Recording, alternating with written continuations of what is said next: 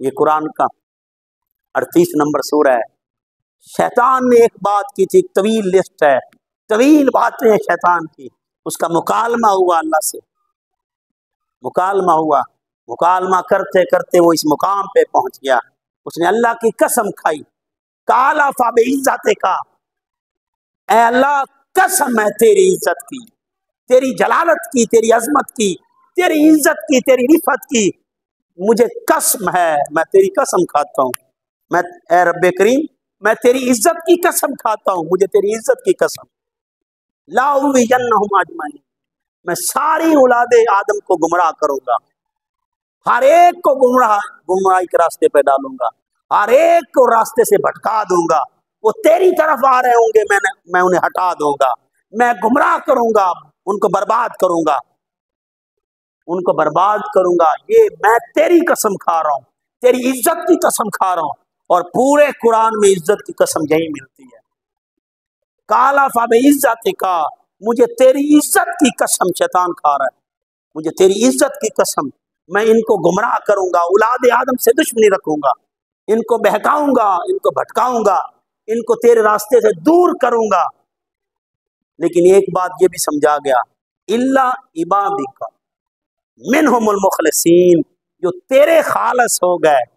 جو ہر وقت تیرا ہی تذکرہ کرتے رہتے ہیں، تیری ہی باتیں کرتے رہتے ہیں، اور تیری ہی فکر میں رہتے ہیں، کبھی تجھے تیری یاد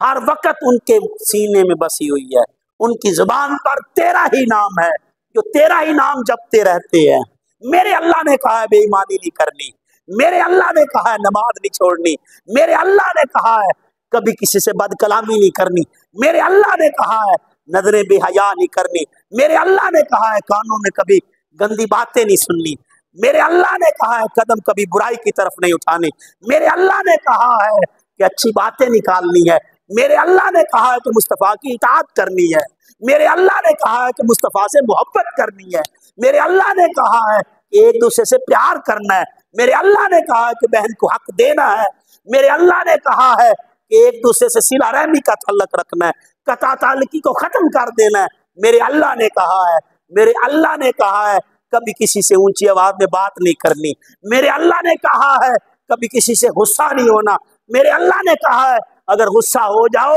تو اس کو معاف کر دینا، میرے اللہ نے کہا ہے، میرے اللہ نے کہا ہے کہ ماں کا احترام کرنا ہے، میرے اللہ نے کہا ہے کہ باپ کی عزت کرنی ہے، میرے اللہ نے کہا ہے کہ ان کا فرمان ماننا ہے، میرے اللہ نے کہا ہے کہ ماں باپ سے محبت کرنی ہے، میرے اللہ نے کہا ہے کہ رشتہ داروں سے اچھا سلوک کرنا ہے، میرے اللہ نے کہا ہے کہ لوگوں کی خدمت کرنی ہے، خاطر مدارت کرنی ہے، مہمان نوازی کرنی ہے، میرے اللہ نے کہا ہے، میرے اللہ نے کہا ہے کہ درس و تدریس کرنی، میرے اللہ کا یہ امر ہے، یہ اللہ کا حکم ہے، میں تو اپنے رب کے امر میں ہوں، میرے اللہ نے کہا ہے القاسب و حبیب اللہ، جو محنت کرتا ہے وہ میرا بیلی ہے، وہ میرا دوست ہے، وہ میرا فرینڈ ہے، میں اسے دوست بنا لیتا ہوں جو محنت کرتا ہے، میں تو محنت بھی اس لیے کر رہا ہوں کہ میرے اللہ نے کہا ہے وہ میرا دوست ہے جو محنت کرتا ہے، وہ محنت کرنے والا میرا دوست ہے، جو خیرات کرتا ہے وہ میرا ہے، جو خیرات کرتا ہے میں اس کے رزق کو بڑھا دوں گا، اللہ نے کہا ہے، اللہ نے کہا ہے خیرات کرو، میرے نام پہ بانٹا کرو، میرے نام پہ خیرات کرو، یہ میرے اللہ نے کہا ہے، میرے اللہ نے کہا ہے گندی باتیں چھوڑ دو، میرے اللہ نے کہا ہے، میرے اللہ نے کہا ہے فاش دیکھنا بند کر دو، اپنی نگاہوں میں نیکی پیدا کرو، حیا پیدا کرو، میرے اللہ نے کہا ہے آؤ دوستان گرامی قدر ہر عمل کا تعلق اللہ سے جوڑ لو، جب آپ اپنی پورے وجود کے ہر حصے کو اس سے جوڑ لو گے تو یہ سارا وجود اللہ کا تذکرہ کرتا رہے گا، اللہ کی یاد مناتا رہے گا، اللہ نے کہا بے ایمانی نہیں کرنی، اللہ نے کہا ہے فراڈ نہیں کرنا، اللہ نے کہا ہے دودھ میں پانی نہیں ملانا، اللہ نے کہا ہے کسی سے جھوٹ نہیں بولنا، میرے اللہ نے کہا ہے وعدہ خلافی نہیں کرنی، میرے اللہ نے کہا ہے بے حیائی نہیں کرنی، میرے اللہ نے کہا ہے ایک دوسرے سے بے وفائی نہیں کرنی، میرے اللہ نے کہا ہے ایک دوسرے سے محبت کرنی ہے تو میری رضا کی خاطر، میرے اللہ نے کہا ہے ایک دوسرے سے تعاون بھی کرنا ہے تو میری رضا کی خاطر، آؤ دوستان گرامی قدر جب اس طرح آپ اپنے آپ کو تیار کریں گے، ترتیب کریں گے، تربیت دیں گے، ہر وقت اللہ کا امر آ گیا، اذان آ گئی، نماز کا حکم ہے، میرے اللہ نے کہا ہے نماز پڑھو۔ جو میری بارگاہ میں پہلے آتا ہے، پہلے بلاوے پہ ہی آ جاتا ہے، آواز گونجتی ہے وہ میری بارگاہ میں آ جاتا ہے، یہ مجھے بڑا پسند ہے۔ میں سجدہ اس لیے کر رہا ہوں، میرے اللہ نے کہا ہے۔ میں رکوع میں اس لیے کھڑا ہوں، میرے اللہ نے کہا ہے۔ میں سجدے میں اس لیے ہوں کہ اللہ نے کہا ہے۔ میں ایک دوسرے سے سفر کر رہا ہوں میرے اللہ کی رضا میں، اور میں اللہ کو راضی کرنے کے لیے اس کے ساتھ تعاون کر رہا ہوں۔ حضور فرماتے ہیں جس بندے نے ایک قدم بھی کسی کے ساتھ اٹھایا اور اس کی معاونت کے لیے، مدد کے لیے، تو اللہ پاک 5000 فرشتے، 5000 اور ایک روایت میں 75,000 فرشتے اس کی نصرت میں آ جاتے ہیں، اس کی مدد کرتے ہیں، وہ اس کی مدد کرتا ہے، وہ اس کی مدد کرتا ہے، کیونکہ وہ مدد بھی اس لیے نہیں کر رہا، وہ مدد بھی اس کے لیے کر رہا ہے، وہ اس کی رضا کے لیے، اس کو راضی کرنے کے لیے، اس کو منانے کے لیے۔ آؤ صاحب، جب بھی کوئی کام کریں، آنکھ